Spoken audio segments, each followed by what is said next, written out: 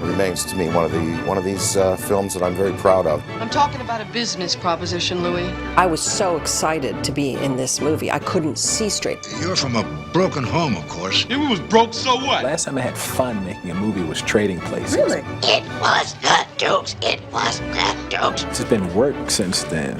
Motherfucker.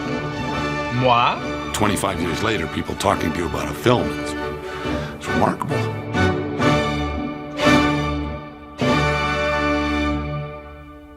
Jeff Katzenberg sent me the script. It was called Black and White, and it had been developed, I think, for Richard Pryor and Gene Wilder. I used to play tennis with these two elderly doctor brothers, and they fought, bitterly about everything, about points, about the tennis clothes they wore, and they were both quite wealthy men.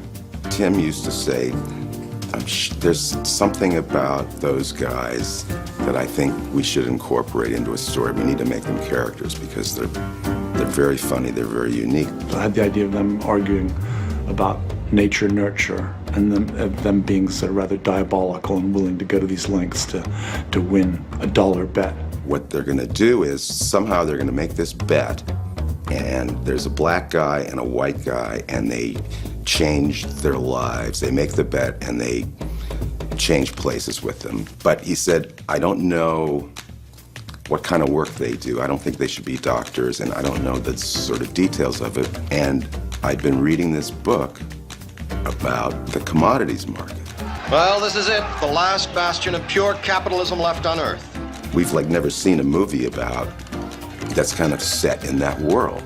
After that, then we kind of sat down and started to work out the story. It was clearly The Prince and the Pauper, Mark Twain. Are we talking about a wager, Randolph? So a movie about a black guy and a white guy, the studios were very, what if we can't get Richard Pryor, then it's over. There's a new sheriff in town. 48 Hours had just previewed, and Jeff Katzenberg said to me, what do you think of Eddie Murphy? And I went, who? And I met with Eddie. I talked to Walter Hill, the director of 48 Hours, and Walter said he's completely raw, but a great talent. I was just happy to be in a movie. I was just happy to be in a film, and it wasn't like I had a bunch of offers. It was one script, and this was the movie we were going to do. Eddie Murphy was involved because he had just done 48 Hours for Paramount. There was just nobody else that could have played that part as well as he did. 'Cause I'm a karate man, all right? Karate man bruised on the inside. And Billy Ray Valentine is fairly close to the real Eddie Murphy at that time. It wasn't a stretch, and he was just full of life and funny. And some of the funniest things in the movies are just kind of improv stuff we did. I'm Randolph Duke. How you doing, Randy? What's happening? My younger brother, Mortimer. Hey, Monte, what it is? Billy Ray Valentine, Capricorn. To have a star like Eddie, it made people very, very excited, and I was thrilled to be able to work with someone who I admired, and I knew that this was going to be the beginning of a great, long, and prosperous career. Boy, are you two going to be sorry. Do you know who I am? Yeah, Winthrop Lewis III. The studio, truthfully, was not too keen on my cast. Dan Aykroyd had made a film called Dr. Detroit. John Belushi had died. Danny's single starring role, Dr. Detroit, tanked, and so the conventional wisdom was that he was over. I had to point out to everybody that Dan Aykroyd was a great actor and a great mind, and he's not over. Oh, yes, I'm sure a lot of people went belly up on that one. Well, pretty well got him right away. I was born in Ottawa, Canada, and there was a guy next to us on our row house. He worked for the Department of External Affairs, and he sort of had that very correct kind of thing. It was an exaggerated version of Lewis, really. So I sort of took that and brought it down to that New England thing you see so much, and that Wall Street WASP, a Connecticut thing that you get in New York, George Plimpton kind of thing. He was wearing my Harvard tie. Can you believe it? My Harvard tie. Like, oh, sure, he went to Harvard.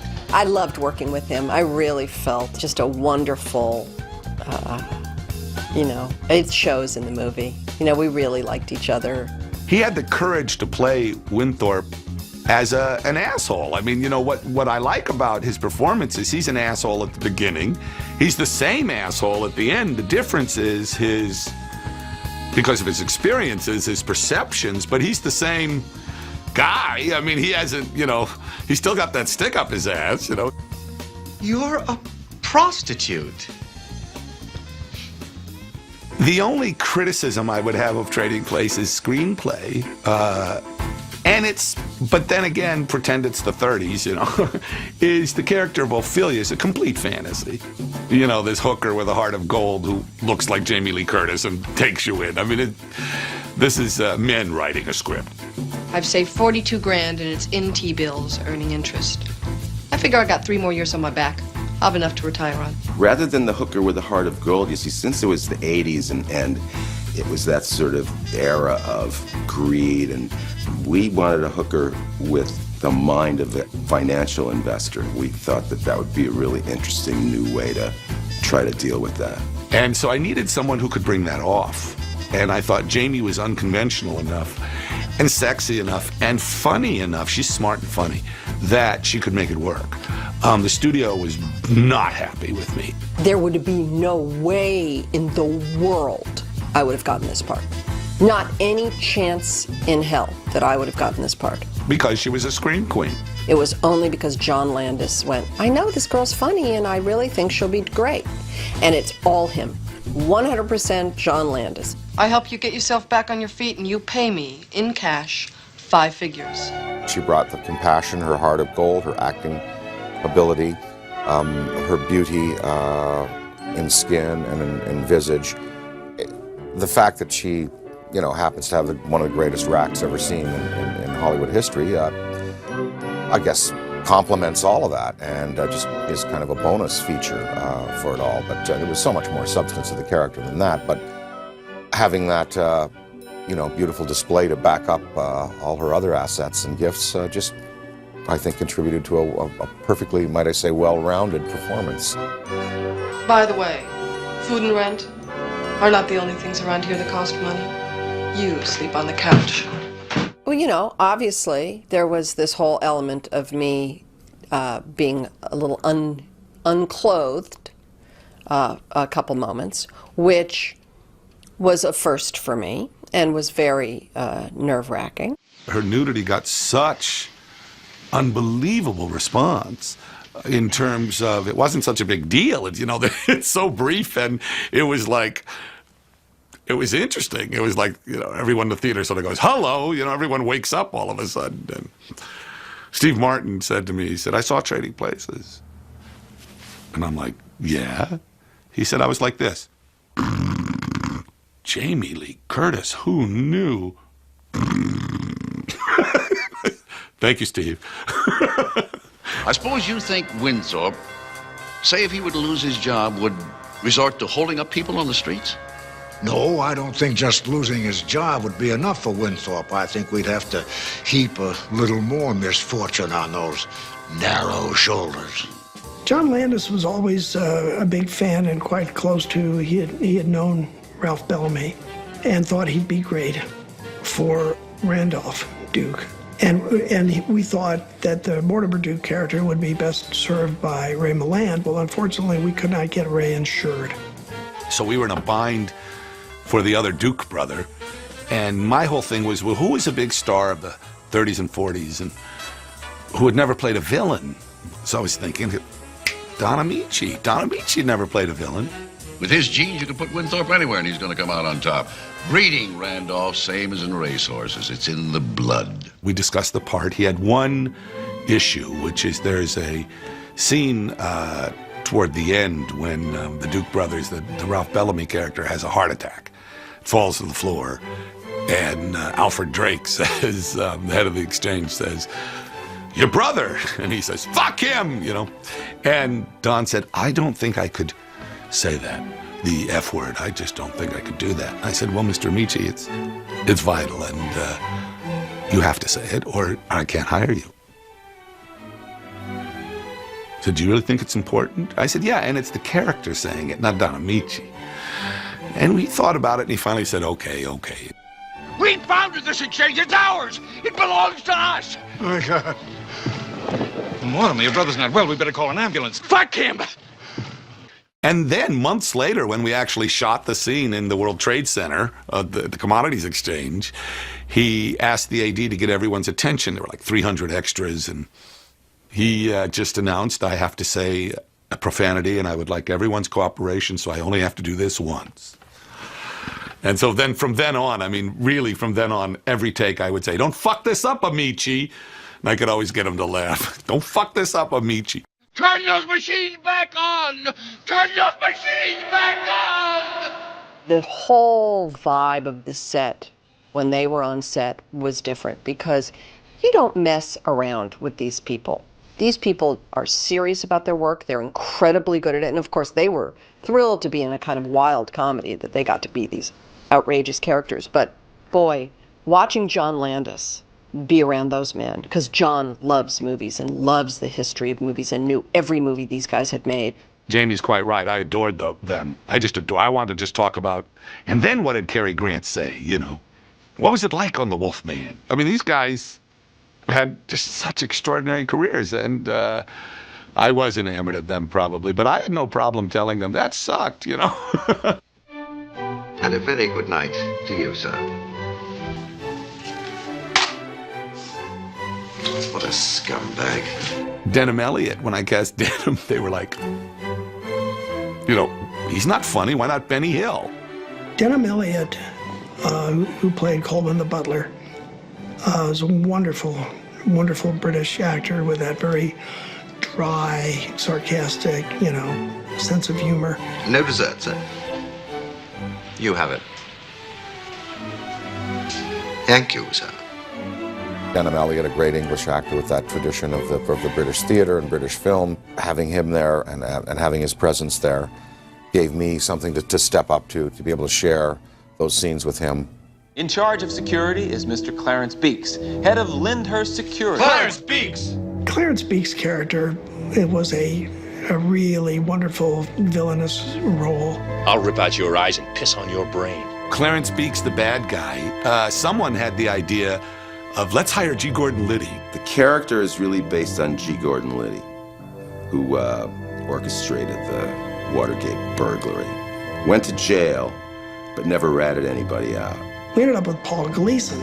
Paul was absolutely fantastic. Bunch of fucking weirdos. We're gonna take a little walk. And don't try anything funny or the whore loses a kidney. Let's go. There are moments I like very much. I mean, just silly stuff. I like silly. You know, like when they exchanged the briefcase on the train.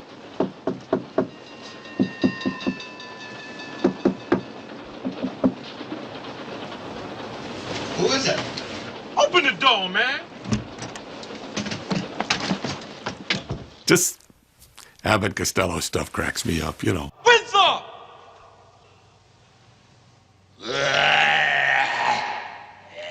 How delightful, though, to be able to play a drunk Santa. That was fairly simple. I just went with you got a beard, you got salmon, put them both together. It came fairly easily because I've been down and I've had my moments of inebriation. So. Let me see now. You would be from Austria, am I right? No, I am Inga from Sweden. The part was written that she was a German girl, and I don't do accents particularly well. And I just remember saying, hey, John, you know, what do you want me to do here? He goes, what do you do? I was like, well, what do you mean? Well, like, what accent do you do? I was like, well, French, no, that's not going to work. And I said, I don't know, Swedish? He goes, great, make her a Swede. And she was like, but how can I do that? I'm wearing lederhosen. Don't worry about it. But you're wearing lederhosen. Yeah, for sure, from Sweden. It's silly. I was outside for quite a bit in that cold rain, and I'm loving every minute of it, of course. I was so happy to be there playing that drowned cat scene on the street corner. I don't think I've done anything as rewarding since. My all-time favorite thing in the whole movie is when Eddie's sitting at the bar and the guy comes up and goes, hey, you the motherfucker I was gonna call. And Eddie looks at him and goes, Motherfucker?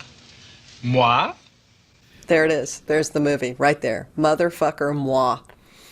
The head of the studio at that time and someone else were horrified when they saw the movie. They said, Danny's in blackface? There'll be riots across the country. That's ridiculous. That was one of the executives who was deeply appalled by a man being sexually molested by a gorilla. And I said, you know, it's a joke and it goes by very quickly. But the first preview was very successful and all went away. And everyone was a genius. So the soundness of the movie itself, how it came across to the audience, and its pacing and the way it was cut and its quality just began to sell itself, and the word of mouth spread that this was something that was not to be missed. So we all got on for the ride on that one. It was the biggest thing that ever happened to me. I was very much kind of this green person, just absorbing the whole experience. that was a good experience. That was a fun movie to make. You want some beef jerky? Oh, please.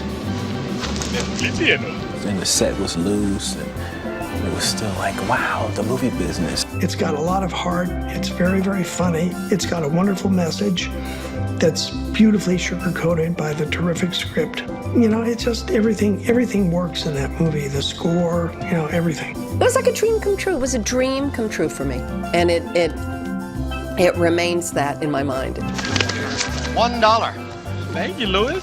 It's one of those rare Hollywood vehicles that have everybody behind the film. Everybody who worked on the movie kind of knew they were working on something special. From the extras to our traders on the floor to all of our crew, everyone was at the peak of their game. Looking good, Billy Ray! Feeling good, Louis.